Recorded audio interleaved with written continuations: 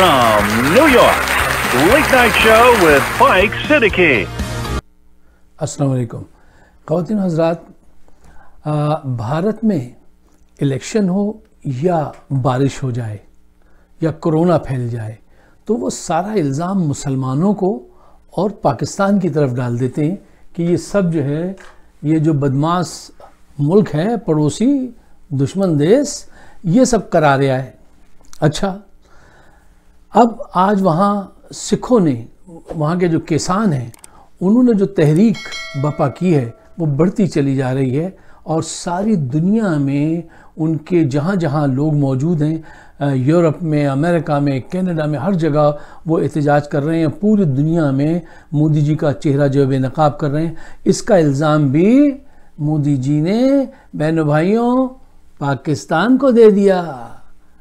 ये दुश्मन देश की जो तंजीम है, उसकी जो तंजीम है ISI, वो ये सब करा रही है। अच्छा, हक़ाइक़ क्या है?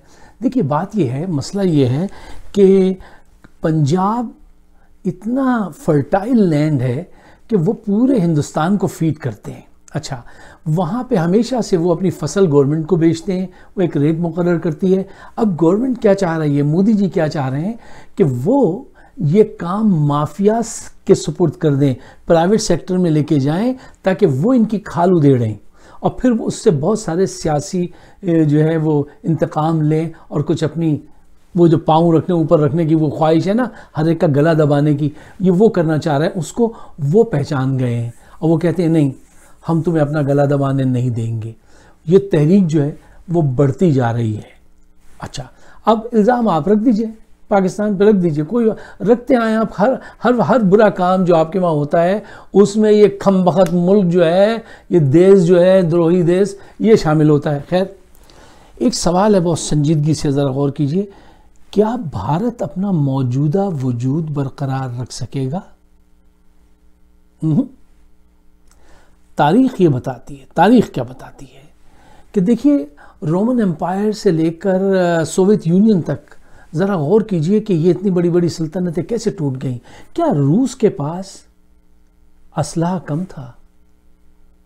क्या किसी बाहर की क़ुव्वत ने उसको मारा, एटम बम, वो तबाह हो गया? नहीं, अंदर से टूट फूट जो होती है वो असल टूट फूट होती है, चाहे वो रोमन एम्पायर से मैंने सोवियत यूनियन तक आप देख लीजिए। मतलब ये बहुत सारी ऐसी मिसालें हैं, ठीक है। Exactly this is taking place in India. ये एग्जैक्टली ये हो रहा है आज। क्यों?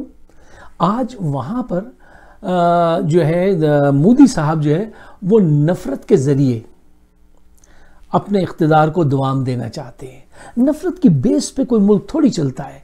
अच्छा, ये एक हकीकत है कि ख़वातीन व हज़रात, हिंदुस्तान कभी भी एक यूनिट नहीं था।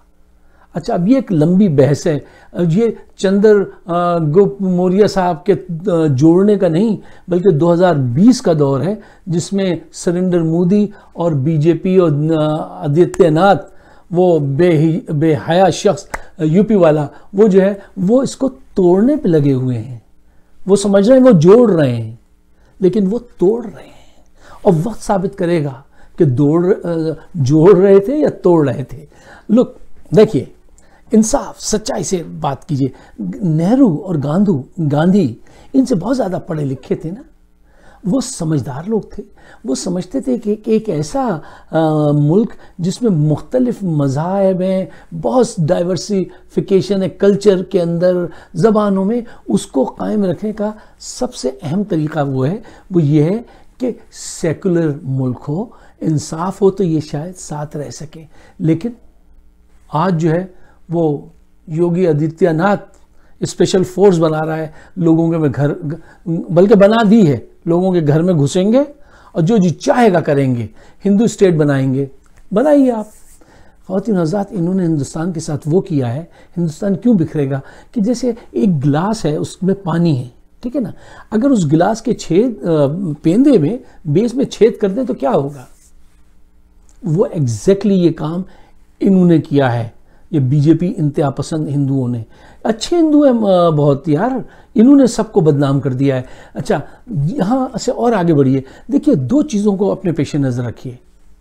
पॉइंट नंबर 1, آج کی دنیا جو ہے وہ ایک بہت بڑی چینج کا زمانہ ہے. Change is taking place every where. کہیں پہ بھی آپ چلے جائیے. اور کہتے ہیں نا کہ اب یہاں پہ چینج از وائٹل, اور وہ ایک امریکن سینگ ہے, گو ود دا فلو. جیسا زمانہ چل رہا ہے اس کے حساب سے چلیں گے نا آپ, یا آپ اس کے مخالف چلیں گے. یہ ایک عجیب اس میں چل رہے ہیں. اینڈ رزلٹ آئے گا, آنا شروع ہو گیا, اس کی نشانیاں بھی آ رہی ہیں, کیونکہ اتنی جلدی نہیں ہوتے ہیں وہ رزلٹ, جو نشانیاں آ رہی ہیں.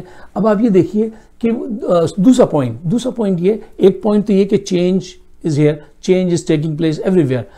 یار فلسفے سے لے کے بڑے بڑے فلسفے فیل ہو گئے اس دور میں. کتنی چینج آئی ہے اس پہ خامخواہ میں اگر کہوں گا تو ٹائم نکل جائے گا. دوسرا پوائنٹ ان کے ساتھ جو بہت بڑا یہ اپنے ساتھ ظلم کر رہے ہیں وہ یہ ہے کہ یہ بھارت میں مسلمانوں پر ظلم کر کے ان کی تاریخ کو مٹانے کی جو کوشش کر رہے ہیں, وہ کیا ہے, وہ بھارت میں چلنے والی جو علیحدگی پسند تنظیمیں ہیں ان کو ایندھن فراہم کر رہے ہیں. یہ وہ سب دیکھ رہے ہیں. اچھا, اکثر معصوم لوگ یہ سمجھتے ہیں کہ وہ کوئی دیکھ نہیں رہا, دنیا دیکھ رہی ہوتی ہے, سمجھ رہی ہوتی ہے آپ کو. آپ ایسا نہیں سمجھے. وہ علیحدگی پسند 21 کے قریب کوئی تحریکیں ہیں جو وہاں چل رہی ہیں, ٹھیک ہے نا, وہ سب دیکھ رہی ہیں کہ یہ کیا کر رہے ہیں. ان کے ساتھ جنہوں نے برسوں حکومت کی ہے اور اچھی بڑی تعداد ہے ان کی مائنورٹی کی, مسلمانوں کی ہندوستان میں, ان کے ساتھ اگر اتنا ظلم ہے کشمیر میں اور یو پی میں ہر جگہ, تو ان کی تاریخ مٹانے پہ لگے ہوئے. اچھا, یہ بات سب دیکھ رہے ہیں وہ, اور وہ بھی اب اور زیادہ علیحدگی کی طرف جا رہے ہیں.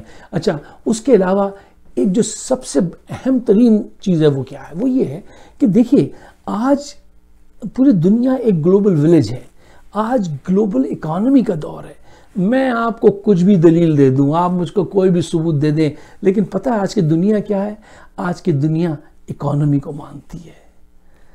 ہر شخص اپنا مفاد زیادہ دیکھتا ہے.